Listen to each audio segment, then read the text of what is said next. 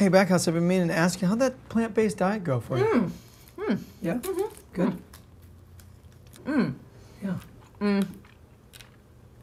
30 days just flew by. So if it really went well, then why all the sweets?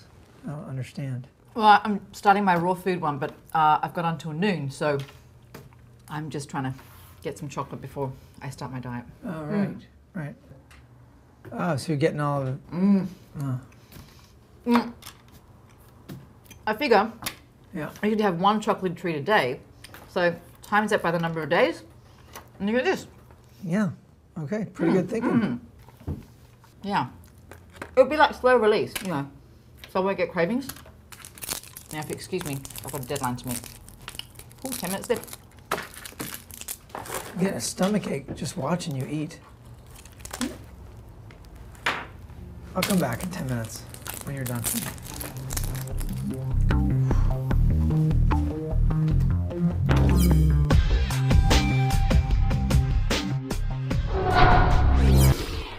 Welcome back to G Living. I'm here on the couch with author of Skinny Bitch, Rory Freedman. Hey, Rory. Hi, Sarah. Nice to meet you. So nice to meet you, too. Yeah, and you are a skinny bitch. Ditto.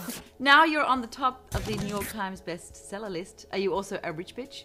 Not yet, but hopefully soon. We only get paid twice a year, but Oh, you hopefully do? the next couple checks Because if will you're be good skinny ones. and a rich bitch, that's really not fair at all. I know. So. Believe me, I don't take it for granted at all. None of it. Right. And then obviously the Victoria Beckham moment, that really changed things for you guys. It really did. You know, we were fortunate the book was doing well on its own, but really we had no mainstream publicity. So the whole time the book was on the shelf, for the first year and a half, I think it was selling well, our publisher was happy, we were on the LA Times bestseller list, and life was good. But then Victoria Beckham was photographed holding a copy of the book, and we got all this mainstream publicity, which we'd been lacking before, and now we're on the New York Times bestseller list and couldn't be any happier. Right, well, I'm glad she actually came in handy for something. Okay, so now it's confession time. Rory, on the whole, I follow skinny bitch principles, but there are a couple of exceptions. Can I just run them past you? Let's hear 'em. Morning, I do like to have one strong killer cup of coffee, like organic coffee with almond milk and agave nectar. Okay. But I like having that. Is that so bad? It's not the end of the world. It's good that you're using the agave, and it's good that you're using the almond milk. Great that it's organic. Wonderful. You know, when you're using non-organic coffee, you're getting pesticides and all sorts of stuff that you wouldn't want to start your morning with. However, that being said, caffeine affects every organ system in the body, from the skin to the nervous system. So you're basically starting your day every morning putting yourself into a fight or flight mode. Not what you want to be doing to your body. If you can get rid of the caffeine and wean yourself off a little at a time, then you should be able to start your day without anything. Okay, and then my second one, this is like totally white trash.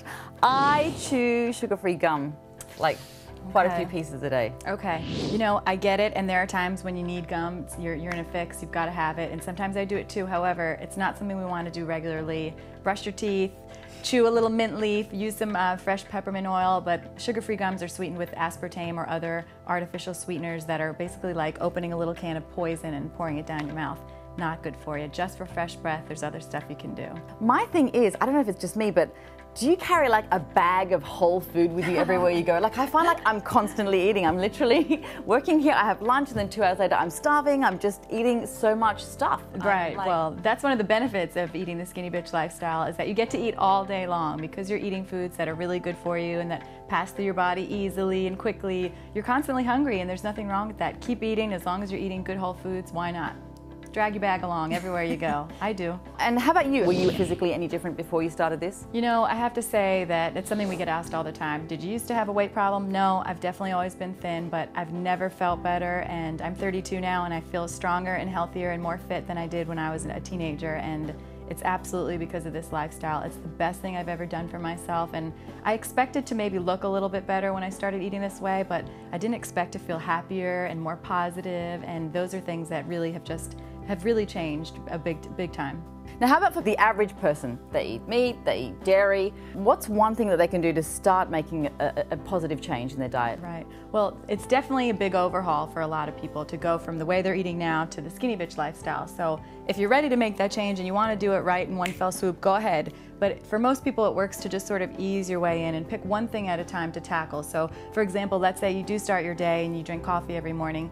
Keep everything else the same, but just try and get your coffee addiction under control. Take a couple weeks, tackle that. Once you feel like you've got that under control, maybe start tackling your soda addiction. And then again, a couple weeks, you feel good about that. Then maybe start weaning yourself off the meat and the dairy and the artificial sweeteners, and just go a little bit at a time. Yeah, it's crazy, isn't it? Like how far removed people are from eating whole foods. But I mean, there's all these things like trans fats, high fructose corn syrup. That is basically just like a toxin. And it's so insidious, isn't it? It's in like dressings and all these things that you would never imagine. People really should get back to the basics. Right, and it's a hard thing for most of us to do when we're not used to eating this way, and when we also, it is insidious. You expect, well, I bought this cereal and it says on the front that it's all natural or that it's a health cereal. But if you look on the back and you read the ingredients, you'll see that the first ingredient is sugar or the second ingredient is high fructose corn syrup. So one of the things that we say over and over again in Skinny Bitch is use your head and read the ingredients. Don't just assume that because the packaging is calling it one thing, that it's that. You have to read the ingredients, and you should know what you're eating every time you sit down and eat.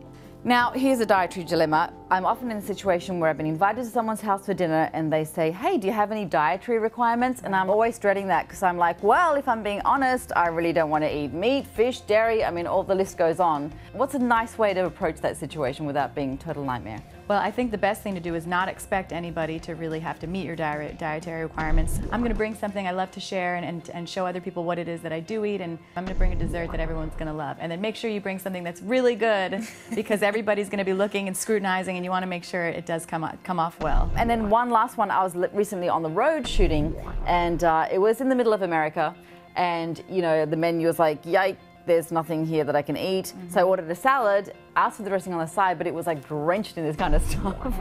I mean, what do you do? Sometimes you just can't eat what you want to. What do you do then? Well, you know, it is a challenge, especially when you're traveling. And the thing is, we're not perfectionists. We're not obsessive about what we eat. This is how we eat. This is the lifestyle we live, and we do the best we can. Obviously, the book is called Skinny Bitch. Do you lose weight by following your diet? We know that our intention was to teach people how to eat right, to take back your health and take back your brain, because we've been hijacked by the food industry and also by the governmental agencies that are supposed to be protecting us.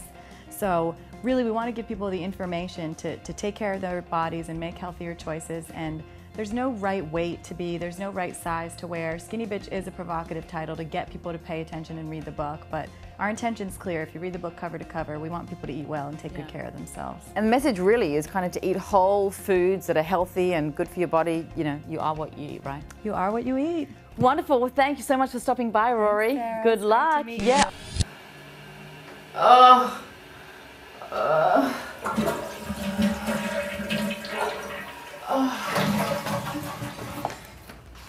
Oh, man, that was a bad idea. Yeah, it's like something I would have thought of. You all right? I think so.